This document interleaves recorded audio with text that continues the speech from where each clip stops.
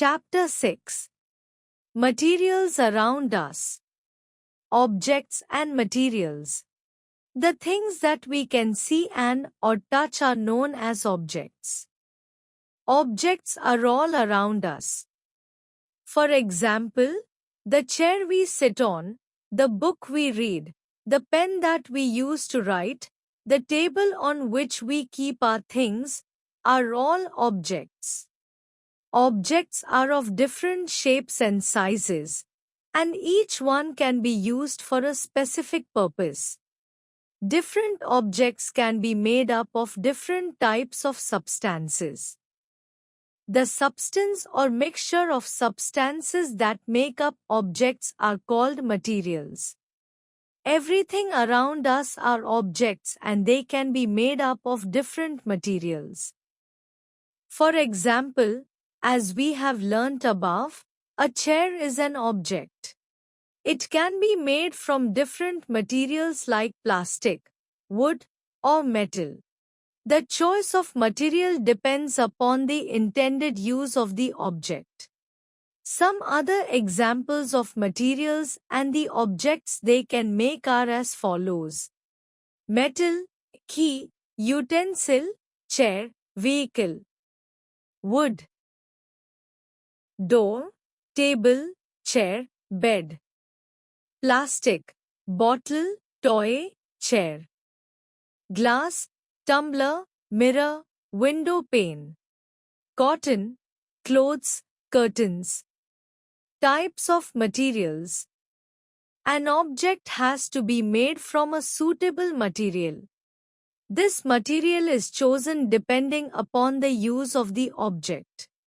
For example, utensils used for cooking are made of different metals. These metals are extracted from their ores, that is copper, iron, etc. We choose a material to make an object depending upon its properties and the purpose for which the object is to be used. Materials can be put into two groups. Natural materials. The materials which occur in nature are called natural materials. For example, wood, cotton, stones, sand, cereals, fruits, etc. Man-made materials. The materials which do not occur in nature, but are made by man by combining two or more natural materials are called man-made materials. For example, plastic, glass, nylon, soap, steel, ceramics, etc. Classification of materials. When we go to a supermarket, we can see that different things are arranged systematically. For example, items like soaps or shampoos are kept at one place in a departmental store. If things are not arranged in a systematic manner, it would become very difficult for the shopkeeper and the customers to locate a particular item.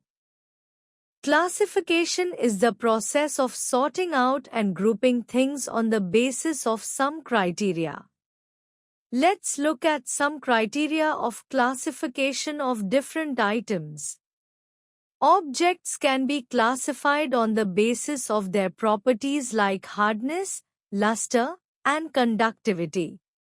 On this basis, different materials can be classified as metals and non-metals.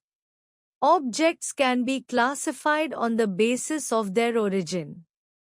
For example, fibers are classified as natural fibers and synthetic fibers. Objects can also be classified on the basis of the materials they are made of. For example, crockery can be classified into different categories such as earthenware and stoneware. Objects can also be classified on the basis of their properties like size, shape, color, utility, and availability. Advantages of classification. Classification is important because of the following reasons. Classification of the objects helps in their easy identification. It helps in the sorting of the objects. Otherwise, things get mixed up. It helps in locating things.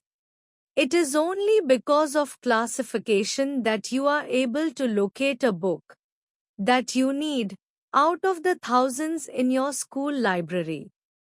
It makes study of different objects easy and more meaningful rather than studying each object separately. We can study just one out of each class of different objects and generalize our results for the class as a whole. Classification of objects into groups helps in understanding them. If we know the properties of any one member of the group, then we can get the idea of the properties of other members. Properties of materials. Let us learn about some properties of materials. Appearance. On the basis of appearance, materials are divided into two types, shiny and dull. Those materials which have a shiny appearance are said to be lustrous. Those materials which have a dull appearance are said to be non-lustrous. For example, sandpaper, silver spoon, aluminium foil, old plastic, all are materials, but silver spoon, aluminium foil have smooth and shiny surface, lustrous materials, whereas paper and old plastic have rough and dull surface, non-lustrous materials. Some metals often lose their shine and appear dull because of the action of air and moisture on them. We can notice the lustrous only on their freshly cut surface. Hardness. What happens when you press a piece of foam with your thumb? It gets compressed. Take jelly, apple, cardboard, and a metal object and press them. Can you distinguish them? How? By feeling them, you find that jelly is very soft, apple and cardboard are harder, and metal is the hardest. So, things which can be compressed easily are called soft and the things which cannot be compressed easily are called hard. Texture. Texture is another property that can be used to classify materials into groups. Certain materials like glass, silk, mirror, etc. are smooth, whereas some others like rocks, sand, bricks, etc. are rough to touch. State. All materials exist in one of three forms, namely, solid, liquid and gas. Most substances that we use are solids. They have a definite shape and occupy definite volume.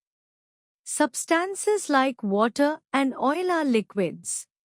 They occupy a fixed volume but do not have a specific shape. They take the shape of the container in which they are stored. Air is a mixture of gases. These neither have definite shape nor definite volume. Helium is a gas that is used to fill balloons. Neon gas filled in the street lights. Soluble and insoluble substances. The substances which dissolve in water are called soluble substances and the substances that do not dissolve in water are called insoluble substances. Take two glasses, each half filled with water. In one, add 1 teaspoonful of salt and in the other, 1 teaspoon of sand. Stir them well. What do you observe? Salt disappears in the water in the first glass but sand particles are visible in the other glass. From this observation, you can say that salt is soluble in water, whereas sand is insoluble in water. Liquids which mix with each other are called miscible liquids. For example, milk mixes in water. So, milk and water are miscible liquids. Liquids that do not mix with each other are called immiscible liquids. For example, mustard oil does not mix with water. So, mustard oil and water are immiscible liquids.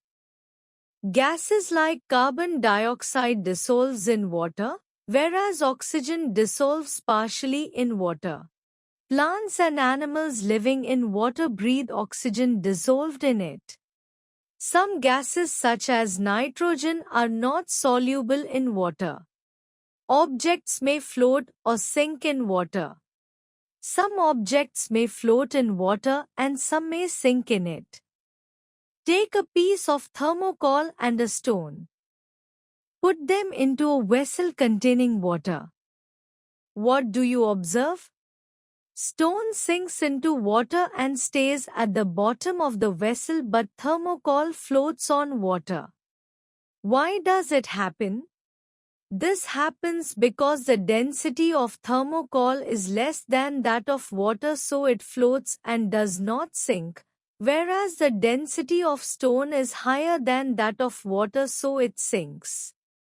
From this, we understand that the things having less density than that of water float on it, and things having more density than that of water sink into it. We can perform this experiment with insoluble liquids also.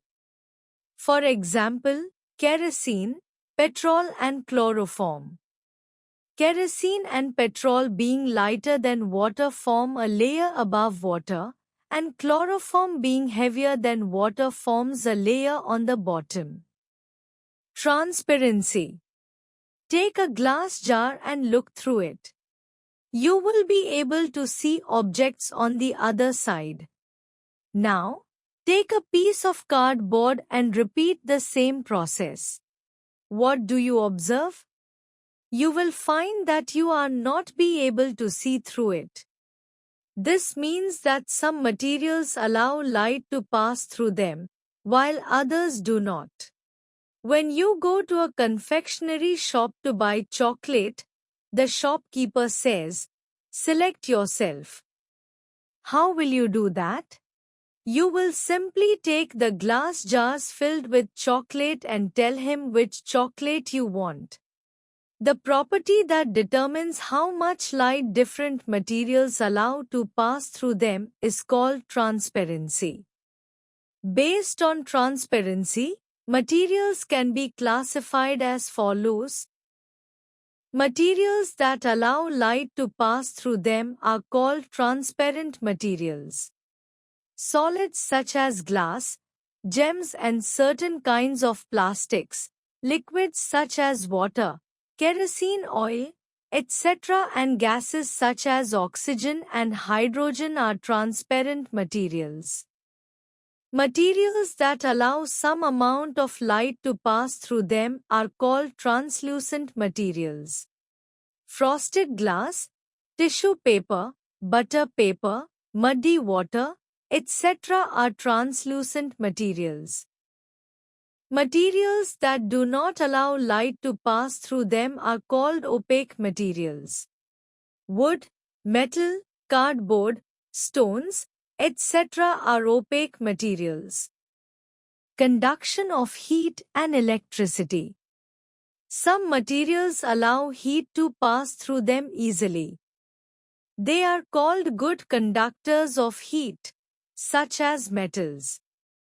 Some materials do not allow heat to pass through them easily. They are called bad conductors of heat, such as wood and plastic. Objects that allow electric current to pass through them are called conductors, such as copper and aluminium. Objects that do not allow electric current to pass through them easily are called insulators, such as rubber and plastic.